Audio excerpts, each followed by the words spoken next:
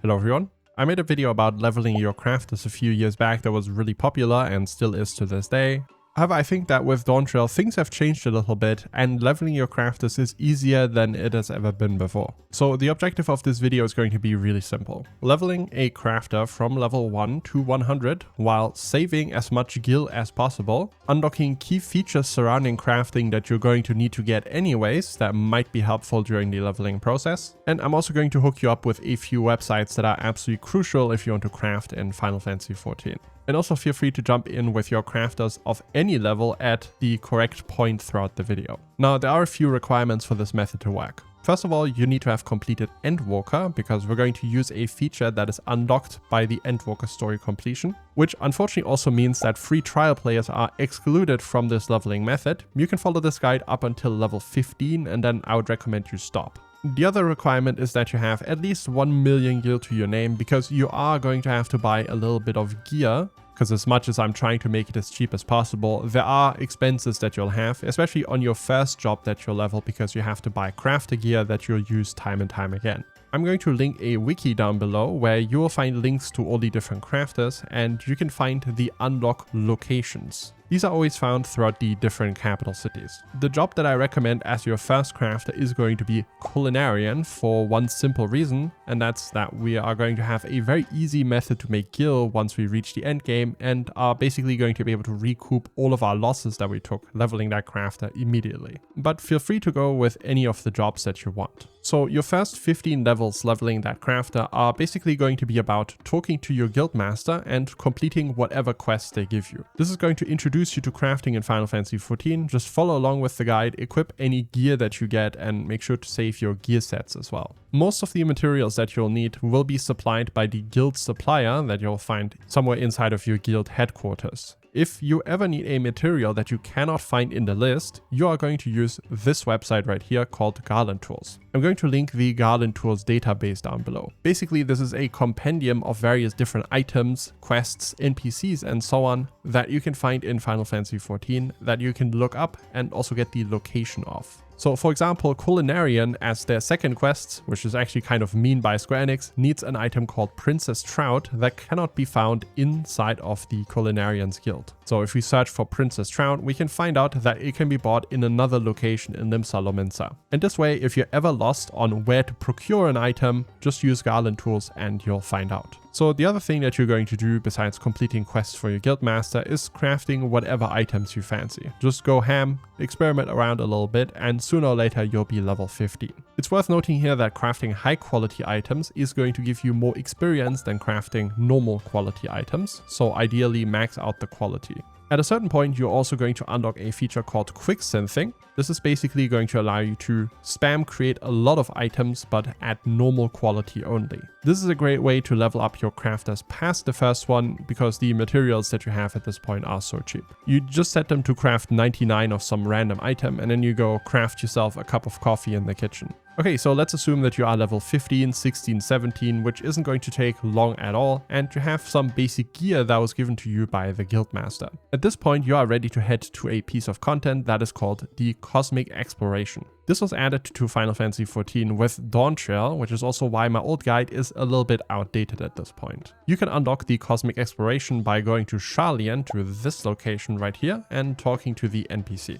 They are going to take you on a quest line that is going to unlock various planets. Just complete all of the blue feature quests related to Cosmic Exploration to unlock all of the different zones. And afterwards you can head to Best Ways Burrow, where you will find a rover that's going to take you to the planet of your choice. Now, inside of the Cosmic Exploration, there are various other features that we are pretty much just going to ignore. Players can get crafting and gathering relic tools in here, and they can get various resources that they'll then be able to spend for a bunch of rewards. However, we can safely ignore all of that because the only thing that we are interested in is the fact that while you are inside of the Cosmic Exploration, you can complete missions that require no materials as they'll all be provided for you, and turning them in gives you a ridiculous amount of experience. Now, I saw a bunch of guides that got one fundamental thing about Cosmic Exploration wrong. They all try to craft items of the highest quality possible. That's because higher quality items are also going to give you the various resources that you need for the rewards within the zone, so it kind of makes sense. But if you're leveling your first crafter, you're mostly just interested in getting that crafter to level 100, and then you can focus on getting the resources. So what we're going to do throughout this video is very simple. We are going to be doing progress only crafts and finishing these missions at the minimum requirement to turn them in, because that's going to give us all of the experience. There are several advantages to this. First of all, the crafts are much faster as we don't have to bother raising the quality at all. And second of all, because we don't have to raise the quality, we aren't wasting any of our durability on it, meaning at 0% quality, we can get much higher level crafts done with lower level gear. So using this, we are only going to have to upgrade our gear 2 or maybe 3 times depending on how fast we want things to go. And we will only buy 1 script set, which I'll also explain later on in this video. The first set you'll actually want to get right now from a vendor that is available inside of the Cosmic Exploration itself. You'll just buy whatever the best gear is that you can get your hands on. Make sure that for crafters, the item stats are craftsmanship, control, and CP. Anything that is gathering, perception, GP is for Disciples of the Land. Because we are doing progress only crafting, we are also not using a whole lot of CP. So you can skimp on the right side accessories a little bit, which usually only provide CP to you. So to do one of these missions, you're going to click this button right here, and you'll bring up this screen. The missions here are split into different categories, those being D, C, B, and A tier. At the moment, we only have D tier available to us, and at level 50, we will unlock C tier and so on. Now, you might think that within one of these categories, the difficulty of crafts is going to be the same, but actually the difficulty rises as you level up. So pick any one of the missions currently available to you and get into the crafting screen. I'm going to introduce you to something that is called a macro. Crafting macros in Final Fantasy XIV can be used to automate crafting because they basically run the actions for you. This is how a lot of people craft in the endgame, by basically having preset macros for items that they want to create. This is great because you can press the macro and then essentially walk away from your PC until it's done, or watch a movie. It also means that you essentially have to have no idea about how to craft to begin with. You don't need to look at any of these abilities if you don't want to throughout this video. I'm going to show you how. There's a website called FFXIV, and this is a Final Fantasy XIV crafting solver, as it says on the top, which is pretty simple to use, although it looks a little bit intimidating at first. The way that it works is very simple. Basically, we tell it our stats, our craftsmanship, control, and CP, as well as the job level that we have. We tell it what recipe we want to craft, and it's going to spit out a macro that we can then use to automatically craft in Final Fantasy XIV. You'll find the required stats on your character screen right here, and you'll just put them into the configuration menu. Note that if you are using any food that increases these stats, it's also going to inflate that in your character screen. And whenever your food runs out in-game, it might mess with the results of the crafting solver. So the best thing to do is to give it raw stats without them being buffed by any food, especially as you can select food within the solver itself if that's something that you want to do, to then raise the stats. That's the number that's shown on the right side here. The current level is actually going to be really important for this because it's going to use that for calculating the requirements on progress for the recipe that we select. As I said, the recipe difficulty goes up with level, and Raphael knows about this. Now, inside of the recipe search, we're going to look for the item that we want to craft right now. We'll put in the name and we'll get a list of the same item over and over again. What you'll want to find is the ones that are for your specific job. And then you want to identify the exact one by looking at the progress. The progress of the item that you want to craft in-game is going to match the progress of the correct recipe inside of Raphael. So you can see if I select this one, the progress up here is exactly the same as the one in-game. Afterwards, it's going to spit out a macro on the right side here that we can then copy by clicking this button. Then in Final Fantasy XIV, we can go into the macro screen and paste this right here. Now, one macro can only ever be 15 lines long, meaning if it's longer than that, Raphael is actually going to split it into multiple macros. For now, this is not really a concern as the recipes that we're working on are really straightforward. Now, you can name this whatever you want, but this is a temporary macro anyways. You can just drag this to your hotbar if you want. You can keep it inside of the macro screen and just right click it to execute, do it however you want. And you'll see that whenever I execute this macro, it's going to start crafting, and we will get an item of the maximum available quality. Now, there comes a time whenever you're trying to craft something that is so high level while your gear is so bad that even Raphael doesn't have a solution for what you want to craft. And at that point, it's time to upgrade your gear. If you're aiming for high quality items, that's going to mean that the quality bar in Raphael isn't maxed out. And it's also going to throw an error whenever it can't max out the progress. Now, unlike regular crafts, crafting the items themselves doesn't actually give you any experience, only turning the mission in will. So craft as many items as you need to. You can see on the right side how many points you need. And then whenever you're done, you can turn in the mission right here.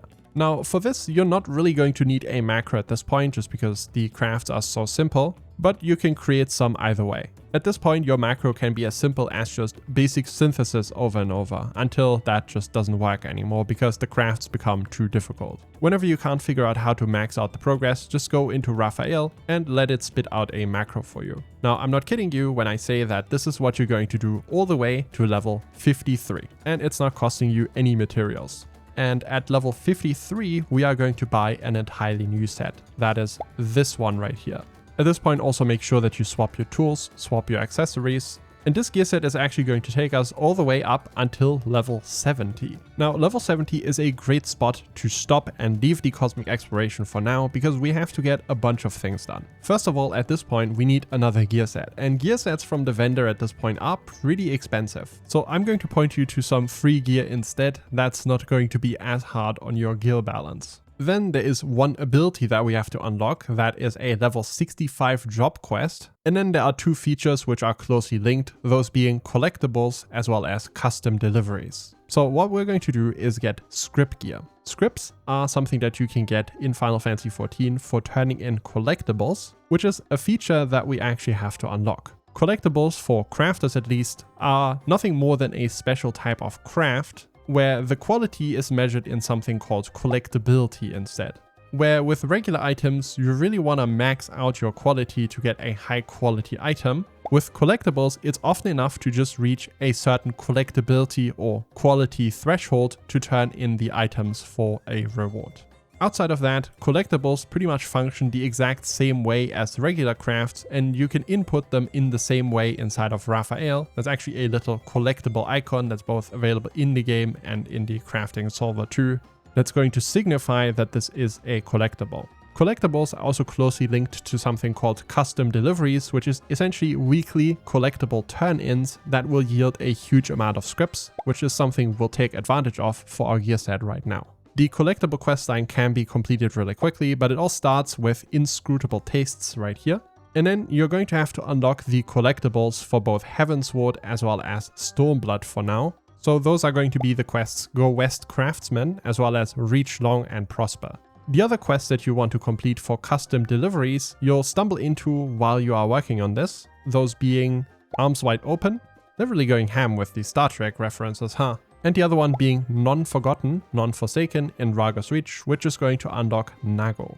Again, I'll put a link to custom deliveries down in the video description whenever you want to unlock the other ones. I highly recommend that you do that because they are a great source of scripts. So once you have both collectibles as well as custom deliveries unlocked, we are going to complete our first custom deliveries. If you click down here on this, you can find the timers. And this is going to show you whether you have custom deliveries available. You can see that right now we have 12 of these available. And when we click on them, we'll be able to find a list of the different NPCs that we have unlocked. These custom deliveries are going to reset every Tuesday, and I recommend that you do them because you're going to need a whole bunch of scripts for various purposes. For example, also unlocking more recipes in the endgame. Here you can actually find out what items they want you to craft, but you can also visit them within the actual locations themselves to find out. You can click on these like this to find out the recipe, and you can see that we need some weird crafting materials, and these can always be bought from vendors that are somewhere close to the custom delivery person that we're talking to. So in the case of Chloe Aliapo, this vendor is actually going to be outside here. And for the crafts that Nago wants, you'll find the NPC that sells the materials right here. So there's one thing that's unique about the level 60 range for the custom deliveries, which I just wanted to note. And that's that we have both components as well as component materials. This is actually really useful for us right now because we are still on really bad level 50, 53 gear. So if we buy these instead, the materials, what that means is that we can craft the components ourselves, as you can see. And that in return is going to mean that we can make these high quality, which we can then use to craft the Far Eastern antiques, which will give us a quality bonus that we can actually set in Raphael as well. So we can set this to, let's say, half antique components in high quality, and that means we can actually finish this at the highest collectability, versus without high quality components we can't manage it. You can turn in up to 6 custom delivery items per week for each of these NPCs. Do that for both of these NPCs, both Zoe as well as Nago, and you will end up with more than enough scripts to buy an entire script set. So we've already unlocked the script exchange by doing the quest earlier, and you will find them scattered throughout the entire game. And all of them are going to have the same items available. Here you'll want to search for the crafter gear by using this drop down, and then select the highest item level one that you can find, and then buy yourself an entire script set, including tools. Now you'll notice that at level 70 there's actually no secondary tool available from the script vendor, which means this slot we are going to fill with vendor gear that we have to buy using Gil. But essentially by unlocking these collectibles and using the script gear, we've just saved ourselves a couple 100,000 Gil, and we've unlocked a feature that we're going to want to have in the end game anyways. If you want to level more jobs in the future, you're going to have to do the custom deliveries again to get your hands on more scripts, to be able to buy the script tool, of course. Another way of getting your hands on scripts that's a little bit more difficult and more costly if you don't have gatherers is going to be doing collectible turn-ins. You can do this at one of these collectible appraisers, where you'll see a list of items that you can craft and then turn in return for scripts. Now, the job quests are actually the part of this guide where you are going to have to do the most freestyling, because it really comes down to the specific job that you're playing on. It doesn't really help that a lot of the job quests are somewhat tedious, requiring a lot of different materials, so I actually decided to, at least for myself, take a bit of a shortcut, and I bought a lot of the stuff that you have to turn in from the market board. I got scammed in the progress, but you don't have to do what I did. What I'm going to recommend that you do is use the wiki links that are put below, which are going to have links to something called Teamcraft. Now, Teamcraft is another one of these fantastic crafting websites that I highly recommend you familiarize yourself with. But basically what the console games wiki has done is they've created a list of the job quest items that we will need to turn in as we progress through that job's storyline. And this breaks it down into the base materials that we're going to need to create those items. Not only that, but it actually sorts it by the method of acquisition. So if we close all of these to get a bit of an overview, you can see that we're going to need crystals, we're going to need items that are available from vendors, we're going to need items that are gathered by disciples of the land, and so on. If you're really broke at level 70, I would recommend that you actually wait until you have your gatherers leveled. There's a bunch of other things you can do in the meantime, because those are going to allow you to get a lot of these materials for pretty cheap, and you might also be able to use some of your retainers to get these drops. I will say that it's not too big of a problem, because we're going to have a way to easily make like 1,000,000 gil in a day later on in this video and recoup all of the losses, not just from the gear that we bought, but also these materials that we're buying. So if you don't mind losing a bit of gil for a whole lot of convenience, just get it from the market board. Now, with our job quests, our collectibles, our custom deliveries, as well as our script gear unlocked, we are able to head back into cosmic exploration and continue our progress only crafting all the way to level 100. Okay, I'm now at level 99, as you can see, and even at this point the level 70 gear and the level 71 offhand is more than enough. The macro, as you can see, is still fairly short.